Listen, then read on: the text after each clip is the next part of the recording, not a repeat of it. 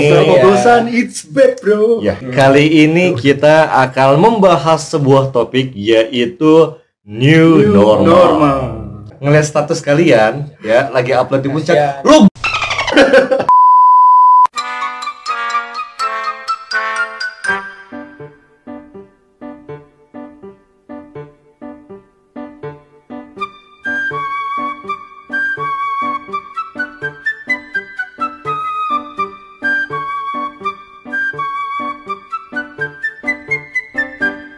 Assalamualaikum warahmatullahi wabarakatuh.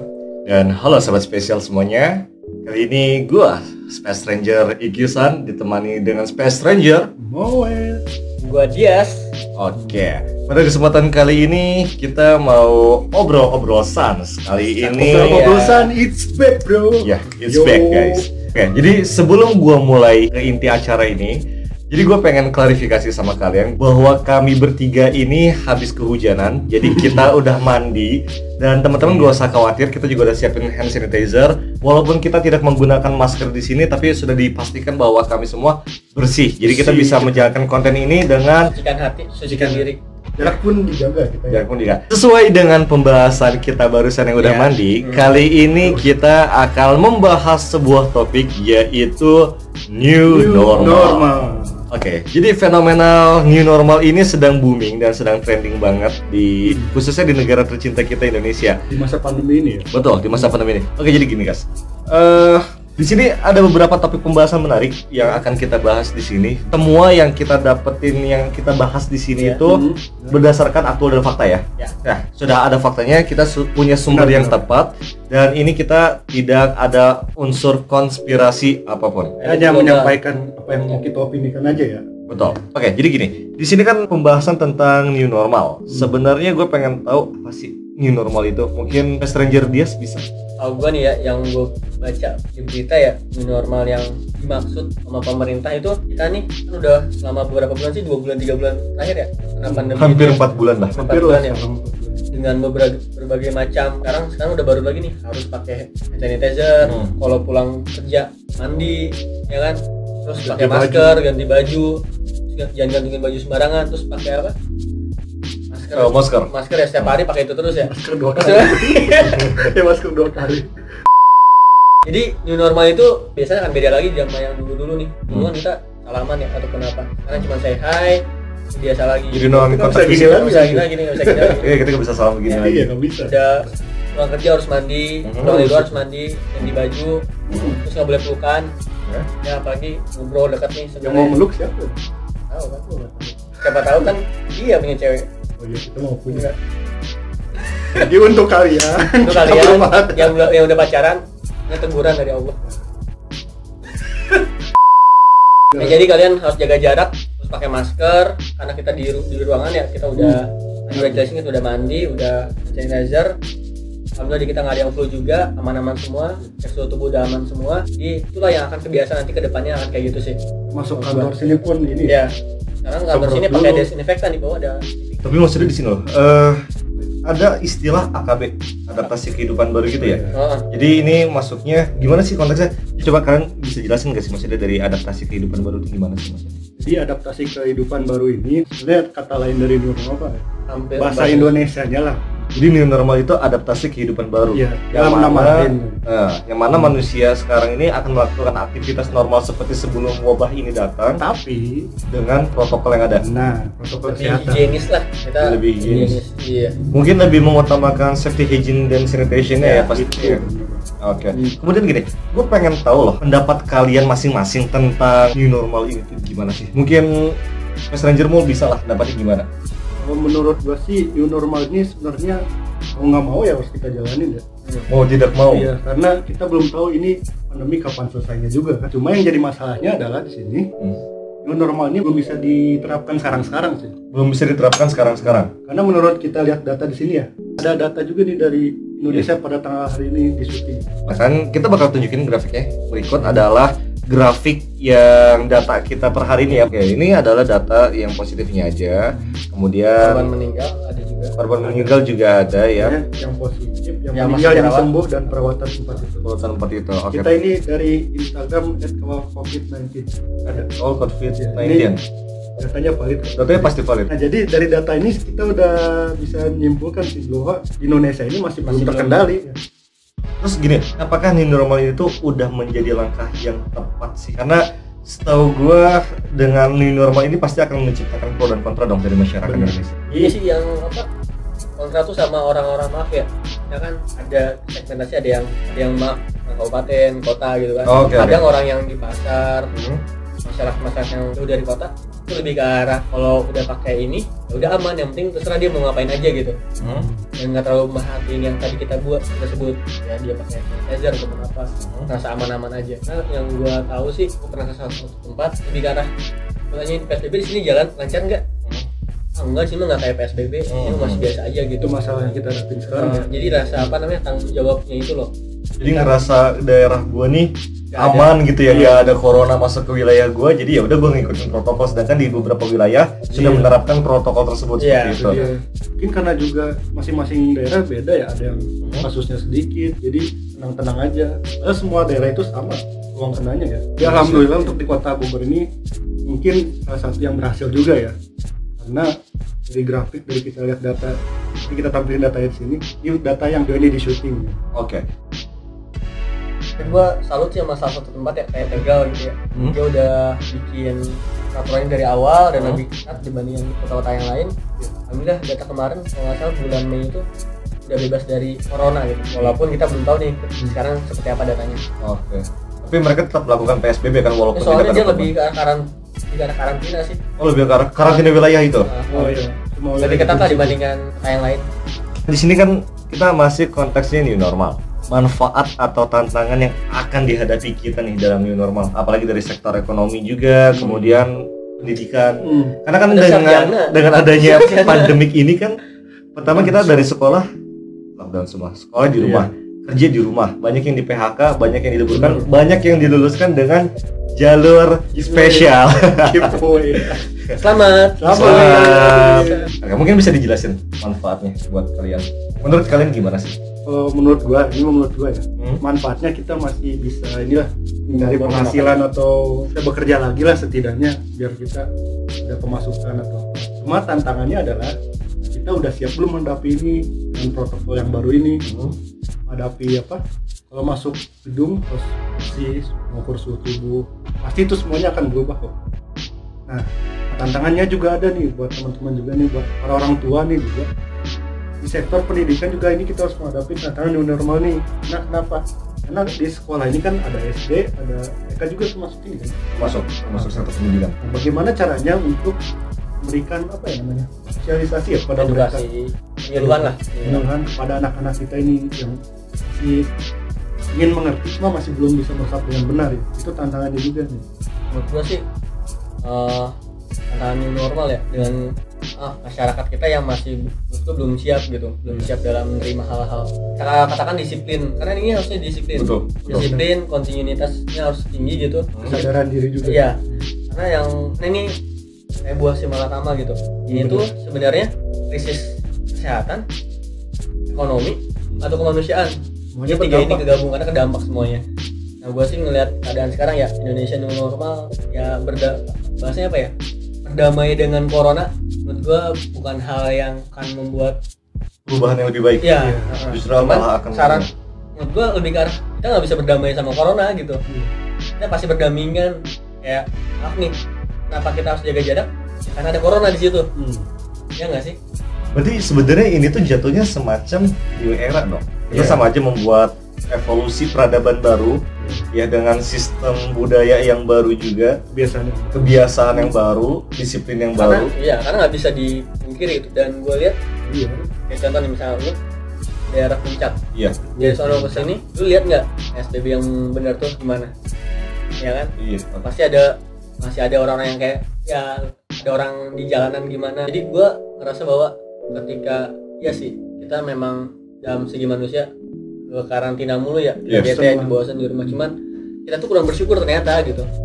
Terus selama ini selama 1 tahun 12 bulan itu di luar rumah main dan sebagainya, kita padahal baru 3 bulan aja dikurung gitu, dikurung dalam tanda kutip, kita di rumah itu, walaupun tidak dikurung secara kasar itu dengan halus, kita kita udah ngeluh gitu. Apalagi maaf buat orang-orang yang udah nggak dapat kerja gitu, bukannya gua nggak menghargai kalian gitu sebagai teman-teman. Cuman selama berbulan-bulan bertahun-tahun kemarin, alhamdulillah kalian dapat rezeki juga kan. Mungkin ya ini ujian juga buat kita semua. Jadi kita harus bersabar sih. Intinya bersabar, kuncinya bersabar. Ya contoh nih satu teman kita ada di Space Ranger Resma, dia di bidang kesehatan juga. Iya betul, setuju. Udah udah berminggu-minggu ya, minggu-minggu udah gitu. Gua liatnya aja langsung kayak kasihan, dia pulang juga rumahnya takut gitu kan. Karena begini, memang Space Ranger kita Resma dan gue pun juga waktu itu sempat mau ngebawa narasumber juga, yang mana dia juga merupakan perawat dan dia itu menangani kasus pasien yang COVID-19 ini. Dan keluh kesahnya pun, ceritanya pun juga ngenes juga, karena dia bilang yang namanya pakai baju APD itu kita keringet kebekap, itu gak nyaman banget, sangat tidak nyaman, dan kita menggunakan pakaian itu benar full selama jam operasional mereka kerja. Nah, mereka dijauhkan dari keluarga karena mereka dikarantina juga di salah satu tempat penginapan khusus untuk perawat COVID-19 ini. Dan ya memang ketika kita mendengar keluh kesahnya tuh wajar, dia sebagai seorang tenaga medis. Coba lu bayangin deh Q, gue yang capek untuk ngurusin pasien, terus ketika gue pergi keluar untuk beli makanan untuk buka puasa, dan dia melihat ada segerombolan anak remaja di dalam satu mobil Avanza berdempetan tanpa masker, ketawa-ketawa sambil bergitar-gitaran ngelewat di depan dia, dan seketika temen gue langsung nangis di situ. Dia langsung kecewa banget, dia bilang gue selama ini perjuangin untuk nyelamatin nyawa manusia, tapi kalian bisa seenaknya seperti ini. Janganlah kalian menggunakan kata-kata hashtag save untuk perawat atau support perawat atau apapun, atau hashtag di rumah aja kita gak perlu, kita cuma butuh action aja gitu, tindakan nyata. Betul, seperti itu. Dan ya banyak sih cerita. Jadi nggak apa ya benar yang tadi, krisis kesehatan, ekonomi, sama kemanusiaan yang paling rusak. Padahal Pancasila ya, hari Pancasila ya. Iya. Pancasila kedua kita harus benar-benar pahamin gitu, manusia yang adil dan beradab.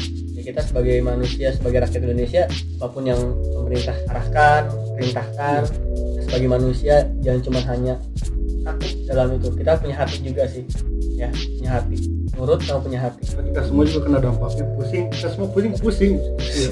Gua rasa untuk bicara pusing kita gak cuma bicara seorang personal, tapi kita bicara dunia. Nah, gak cuma Indonesia aja. Betul, satu dunia pun kita terkena dampak dari wabah ini loh. Ini wabah yang bukan main, ini tuh bencana loh. Itu benar-benar bencana dunia. Satu dunia loh kita menderita semua. Kita bahas ya tadi ya, banyak banget ya buat krisis yang dialami di Indonesia gitu, apalagi di negara lain. Salah satu negara yang udah istilahnya kemarin lagi udah beres nih gitu, udah era baru gitu, cuman sekarang kena dampak yang kedua gitu. Kita nggak tahu nih Indonesia, gue nggak berharap juga sih Indonesia jadi ikutin seperti negara yang lain. Cuman contohnya Korea Selatan lah ya Korsel gitu. Mereka sudah new normal, tapi harus cuma sehari aja karena penambahan kasus, jadi mereka nggak jadi ya pembatasan lagi. Iya benar. Ini ada beritanya di kompas.com. Kompas ya. Saya bahas ini. Korea Selatan kembali perketat pembatasan sosial setelah new normal. Jadi kita harus belajar juga. Korea gitu. Korea aja segitu disiplinnya tinggi. Jadi kita harus berkaca dari situ. Oke, teman-teman semuanya, karena gue ngerasa ini sudah panjang banget ya pembahasan kita tentang corona. Mungkin gue akan akhiri diskusi ini dengan satu pertanyaan terakhir lah. Saran apa sih dari kalian berdua lah? Saran apa pada masyarakat untuk menjalani new normal yang nanti pemerintah akan menerapkan ke negeri kita kalau itu terjadi? Jadi saran gue untuk ini, jangan terlalu underestimate bahwa kita nggak bisa menjalani new normal ini. Bisa kok, dengan kesadaran kita sendiri ya. Jadi manfaatnya juga ada kok untuk new normal ini. Jadi kita bisa lebih menjaga kebersihan kita lagi, lebih menjaga kesehatan kita lagi. Walaupun ini adalah sebuah kebiasaan yang baru buat kita, jadi mudah-mudahan kita semua bisa beradaptasi. Jadi kita bisa lebih aware lagi. Bisa lebih aware lagi. Jadi nggak cuma diri kita aja yang dijaga, karena teman-teman kita, keluarga kita juga, seluruh keliling kita juga harus dijaga ya. Oke. Kalau untuk dia sendiri gimana? Kalau gue sih lebih ke arah ini ya, buat teman-teman, keluarga-keluarga semua yang di rumah. Pertama ya, kita harus open minded dulu sama apa yang terjadi hari ini gitu. Kita harus terbuka juga pemikirannya, jangan sampai kita terlalu mengotakkan sesuatu hal sekecil apapun gitu. Jadi jangan sampai kotak gitu. Apapun contoh misalkan, karena PR yang gue lihat sih masyarakat Indonesia sulit untuk diberikan penyuluhan tuh kayak edukasi dan sebagainya, informasi. Kan sekarang kita banyak sosial media, banyak juga yang lihat di TV atau di YouTube dan sebagainya. Itu yang menurut gue cara, ya kita tahu lah cara penangkapan orang beda-beda. Cuman gue harap sih semuanya, teman-teman semua, keluarga semua ambil yang baiknya deh, karena gue gak bisa mengkotakkan juga kalian nih harus bisa ini, harus nerapin ini, karena yang paling penting itu dari diri kalian sendiri, bener nggak sih yang kalian bilang? Jika kalian bisa nih habit minimal ini kita udah 3 bulan sih, harusnya udah jadi habit. Habit udah kebiasaan, udah bisa, udah enak lah, misalnya udah bisa harusnya. Cuman karena kita kurang dalam penyuluhan aja, jadi apa ya, sense of belonging terhadap diri kita sendiri aja masih belum merasa gue nih harusnya sehat loh, harusnya ini loh, ini belum sih. Sama ke keluarga nih kayak gue kan kerja balik harusnya mandi, terus mandi, cuci kaki, cuci tangan dan sebagainya udah. Dan cuma untuk diri kita tapi untuk keluarga kita juga. Gitu. Sama buat kayak teman-teman kita gitu yang aktif di sosial media, jangan bikin orang pengen main. Waktu siapa sih yang nggak mau pengen main ya? Kasihan gitu yang lain. Karena jujur aja ya teman-teman, kalian upload di sosial media, kalian merasa membagikan momen kebahagiaan kalian sedang berwisata atau sedang berlibur. Buat kami sebagai penonton, apalagi khususnya kalian yang liburan ke puncak, dan gue sebagai orang puncak ngeliat status kalian ya lagi upload di puncak, lu enggak gitu dong, enggak. Kalau kata tukang villa, alhamdulillah rezeki. Tapi nggak selamanya begitu juga kok, nggak selamanya begitu juga. Tetap kami pun sebagai warga puncak, karena mau gimana pun juga memang yang diuntungkan di sana adalah pedagang-pedagang di puncak ya. Tapi yang dirugikan adalah masyarakat yang tetap mematuhi aturan PSBB ini, karena mau bagaimanapun juga polisi selalu melakukan patroli di jalur-jalur puncak, dan gua pun kalau misalnya ingin ke warung atau apa pasti diawasi oleh RT setempat, terus harus menggunakan peralatan minimal, menggunakan masker seperti itu. Oh yes, BTW nih kita bahas tentang masyarakat ya, ke masyarakat dulu, saran buat pemerintah. Buat pemerintah. Oke. Iya dong, kita kayak gini dulu nih masyarakat. Kalian ngerasain ada dampaknya. Baik bantuan banyak banget ya.